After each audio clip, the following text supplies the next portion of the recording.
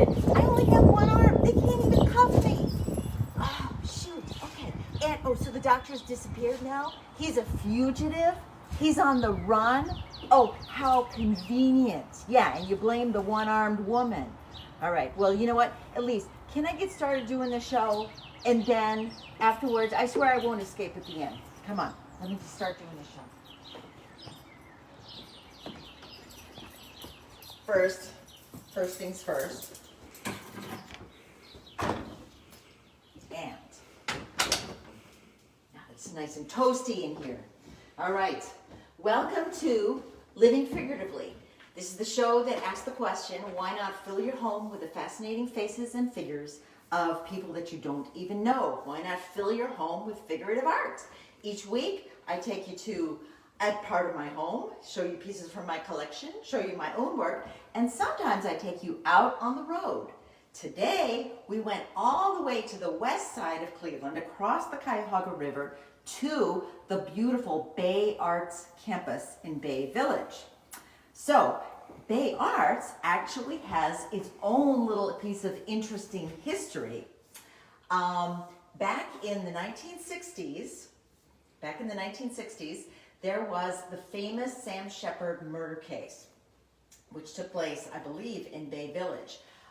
Basically, Sam Shepard was a doctor whose wife was murdered upstairs in the bedroom while he was sleeping downstairs on the couch. He heard the screams in the middle of the night, ran upstairs to check out and see what was going on, and tussled with the murderer, got knocked out, the murderer ran off. Sam Shepard woke back up again, chased after him, tussled again in the sand because it was on a lake house, and got knocked out again. The murderer ran away and got away and was never found again. So Sam Shepard was accused then of the murder, and in the court of public opinion, he was tried and convicted because it was such a hot murder case at the time in Cleveland. And then when he came to actual trial, he was also convicted there and sentenced to life imprisonment. After 10 years, he was able to win an appeal and was released because the trial was declared a mistrial because it was such a media circus, and they really should have changed the venue to a different place where the people hadn't already decided that he was guilty. So that scenario inspired the TV show The Fugitive. So in The Fugitive, David Jansen plays the husband whose wife was murdered, and he tussles with the murderer, who is this mysterious one-armed man who disappears into the night, and nobody else saw the one-armed man. David Jansen spends the rest of the TV series running from the law and chasing after the one-armed man. So, what does BAYarts have to do with it? Well, BAYarts, the Fuller House, which is the gallery that we're standing in right now, happens to be the home of Sam Shepard's parents. It was their lake house. And probably this spot right here where I'm standing is where Sam Shepard was arrested for the murder of his wife. So it was a lake house, so how did it get here set back from the lake so much? It started out as a lake house out on Lake Erie, and in 1984 it was set to be demolished, but somebody bought it and donated it to BAYarts, which is an art organization. Back then it was Bay Crafters, and they put the house onto a barge and sent it across Lake Erie, 2 miles across Lake Erie, to relocate it in this very spot right here. And probably 25 years later, they were able to get it renovated, and it is part of the beautiful BAYarts campus that we happen to be standing in right now. So since we've taken a little time travel back in time, we're going to stay back in time and take a look at David King's show, Time Travel. So David King, his work was, for this show, the Time Travel show, was inspired by a box of family photos that he was gifted by his sister. The photos ranged from the 1930s to the 1970s. And he said that he saw a lot of relatives that he only knew as old people or as, history, like people that have already passed away. He saw them as young people, and he saw the way that their lives were based on these photographs that were taken, just by regular people on regular cameras. David King's work, it's set against the backdrop of growing up in Midwestern Ohio, America. It's the suburban backdrop, the suburban landscape, which is the same landscape that I grew up in. It's all full of ranch houses and big driveways and big cars and backyard barbecues and camping and, just these Midwestern things that we did. All those are things we did except for the camping and the backyard barbecues, because my parents didn't like camping and they didn't like fire. David King, however, apparently judging from the paintings, his family was perfectly okay with fire, because the fire is a major theme that runs through his work. So let's start with the first one right here. This one is called Barbecue Rescheduled, which it's just got this kind of amazing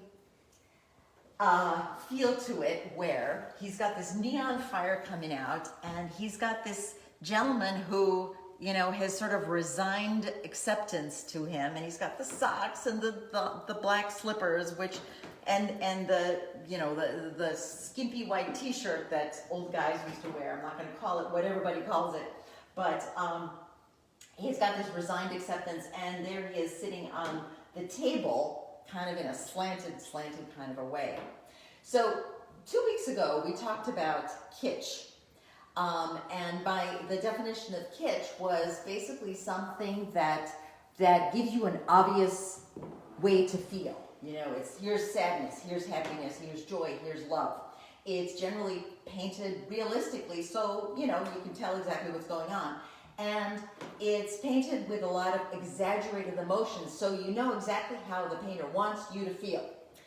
David King's work is decidedly not kitsch, because all of his work is imbued with this sort of little bit of irony, a little bit of dystopian suburbia, a little bit of what the heck's going on here, and a little bit of humor too. This one has a little bit of the humor maybe, and but there's just a little bit of an irony to it. This one isn't so much dark as much a fun piece. But let's keep on looking around. The next one that I thought was mighty cool is this one right here, with this sad little boy on one of these torturous playground devices that was also the backdrop to Midwestern life and schoolyards and playgrounds and things. And David King knows how to use a title well. I'm a big stickler for picking a good title and using it, because it's your one opportunity as the artist to throw out a little verbal crumb to get people's minds kind of thinking in a particular direction, whether it's asking them a question or giving them an answer. Like if they look at the picture first and then they see the title and they're like, oh, okay, now I get it, So this one is called Merry-Go-Round, where the irony is absolutely obvious, because here's this sad little boy on something called a merry-go-round. All right, let's come around to this one right here. This one is called Moving On Up, which is a Jefferson's reference, which I think is kind of cool. This one, to me, is all about the changing American suburban landscape, complete with gentrification, and why can't things just stay the same? Why do they have to be improved and become bigger, better, more? He's used the bright neon colors that are very prevalent in all these pieces to, what I think, to say, like, this house is going to be raised and glowing, and it's going to become better and fancier and more colorful, and we're going to get a better house here instead, which is also kind of interesting, because Bay Village and all the houses close to the lake here, that's a very common theme. People buy an old, perfectly good ranch house that's on the lake, tear it down, and build a big, fat, beautiful beach, you know, whatever, lake house. So that's also something that's going on right here in Bay Village. And what I see in this is a perfectly beautiful street. And here's this cozy little glow where there's this gentleman sitting there. He's not sad. I think he's just satisfied. And why can't he just be happy with this cozy, more subdued glow?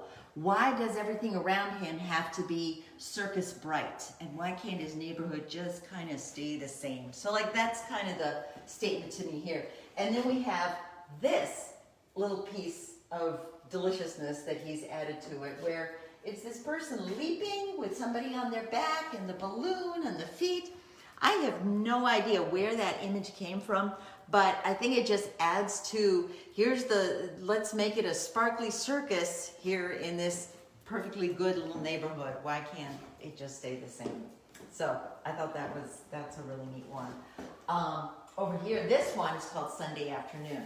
This one is it's closer to something that you might recognize as a family photo. I know that in my family photos from the 60s and mostly the 50s and 60s, a lot of it is, here we are standing in front of a thing. Here we are with other people standing in front of a thing. Here we are with more people, more things, standing in front of a thing. You know, like everybody stands there nice and formally. Back then the cameras didn't have the zoom lenses, so the photographer had to stay a certain distance away and could get the whole person in, get the whole thing behind it in, and that was what your photo album was comprised of. So I could see the original photo that this might have come from. You know, here's mom dressed to the nines, she's smiling, she's got her son obeying nicely, he's standing there, he's dressed, he's got his suspenders on, and they're standing in front of the family car. But then who's this little ghost child here? You know, that's what adds the irony and the questions and the macabre little feel to it. You know, is it a ghost? Is it somebody that was shunned from the family? Is it somebody who disappeared? Is it somebody who passed away? Is it a child that never was, that they wished? You know, it adds a certain question, and having a painting like this in your home, the questions can keep on coming, and they're conversation pieces, and people that you have over might, you know, it might get some good discussions going. So that one's really cool. This one right here, it's a little bit more straightforward. I see less irony so much in it. It's called Mom's Prom. And I assume it's his mom dressed in what she wore to the prom. Now, it's got this exaggerated, very long, giant gown on it, which is cool because it echoes the roof lines and stuff, and she's got all these, beautiful foliage behind it. I feel like it's a little bit more of an honoring your mother kind of a painting, where I can see where an artist, when you're painting your mother, you only want to go so far with adding irony and sort of these macabre twists to it. This also reminds me of, I don't know how many of you grew up with these kind of crocheted little toilet paper holders in your house, but back in the 50s, people were making these right and left. Or it seemed like they were. I don't know, maybe they weren't. But the expansive gown just kind of reminded me of that. So I printed out that little beauty. All right, let's come around the corner. In the beautiful BAYarts Fuller House Gallery. This one right here is just a quick little political statement. It's called Make Fire Great Again. And to me, it's just, the more things change, the more things stay the same. You know, fire is never made great again by adding fuel to the fire. We've got the red hat. You know, who knows what it says on it, but maybe we can imagine. And so I thought that one was a cool one. Speaking of fire, because there is a lot of fire as a theme here, this one right here is called Smoke Break. And this one is pure, gorgeous irony. And to me, it's also about the dystopian suburban landscape where we're all kind of in our own houses and we don't really know what is going on in our neighbors' houses. Maybe we don't even care. And the fire is metaphorical. There could be all kinds of, you know, sad situations and lonely people and you know, dysfunctional families going on across the street, but you don't know, and you're just kind of observers. You're not actually participating. And even the people that are supposed to be helping, he's taking a smoke break on top of the car, and here the hose is breathing fire right by the gas tank. So, you know, it's a powder keg. And it really, this one definitely drives home. This is, you know, the suburban dystopian landscape kind of a thing. So let's go around a little bit. This one here is a bit of an outlier. This one is very different, I feel, from all the other pieces in the show. This one is called In the Shadows, and my interpretation of it was a little bit of a Rosa Parks, Harriet Tubman kind of scenario where there are people in the shadows here, and it's got a very civil rights, you know, is the coast clear? You know, can we come out, or do we have to wait until the cover of night before we escape? It's got that feel to it, you know, to me. And I asked David King what was his intention with it, or where he went with it. And he said that the photograph that inspired this particular painting was actually a small piece of a larger photograph. It was something off in the background of a very much larger photograph. So 95% of this is actually made up. And he enjoys the mystery of it, and he enjoys hearing what other people's interpretations of it are. So that is my interpretation, and I think it's a beauty. So let's come on across here. I'm going to make a quick stop at bunny slippers, which we could do a little psychological compare and contrast, because this one is a painting of his mother-in-law as compared to the painting of his own mother. So from this one, what I get from this is that the mother-in-law is a creative person with all the paint splotches and everything like that. She's got a great sense of humor because she's cool with being painted this way, or maybe she doesn't know. And she's got a raspy voice and a cigarette, and she doesn't give a hoot.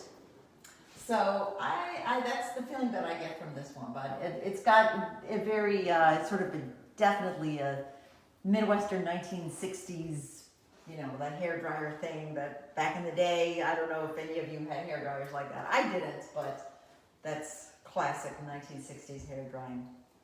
All right, we're going to finish up with this one right here, which it's kind of, I think, my favorite piece in the show. The title of it, and he's, like I said, he's great with the titles. The title is Shut the Front Door.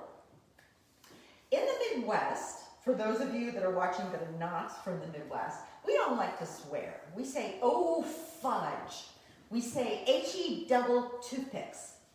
We say, if we don't like somebody, we say, see you next Tuesday. Figure that one out. So instead of saying, shut the fuck up, we might say, shut the front door. So that is one interpretation of the title of this painting. But they're also in front of the front door. So, you know, there might just be that, like, you know, you're letting all the bugs in, you're air conditioning the neighborhood, that kind of thing to it too. But when you look at the people in this particular painting, there's something sinister going on here. It could be that the boys have done something to the girl and she's very sad about it and they're trying to tell her to keep the secret. It could be that she's got something on them. It could be the three of them did something bad together and they've got this secret together. There's something just macabre and mysterious about it, and the brightness of the colors, to me, makes it all that much more prominent that there's something weird going on. When I asked David King about this one, he said it was actually inspired by Edvard Munch, who is the one that does the Scream, you know, the one on the bridge, not the Home Alone, but, oh, you know, the guy, the Scream painting that you see on everything from tote bags to t-shirts to memes. And I can totally see that, just the psychological complexity of this. And it's really, you know, it's also a stunningly beautiful painting. But now that we finished talking about the show, and they're still waiting for me on the front porch, I am gonna slip out the back, Jack, because I don't want to get caught. But, oh, you know what? Before we slip out the back, let's take a look. There's one more piece that you want to see here. This right here in the hallway is by Judith Brandon. And you may remember Judith Brandon from last week at the Illustrious Alumni Show. She's the one that did the glorious weather paintings with all kinds of tornadoes and things like that. She has painted or drawn the Fuller House that we are in right now, floating on a little barge across Lake Erie, and there's fireworks going on, and you know, it's like a rocky passage.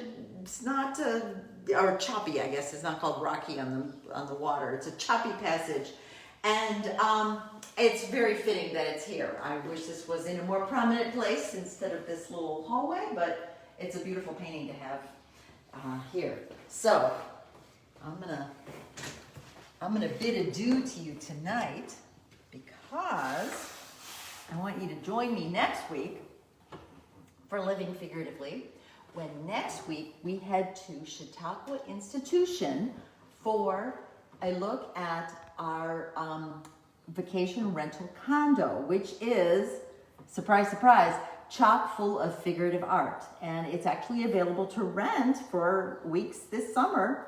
Just a few weeks left, but it's available to rent for a couple weeks this summer.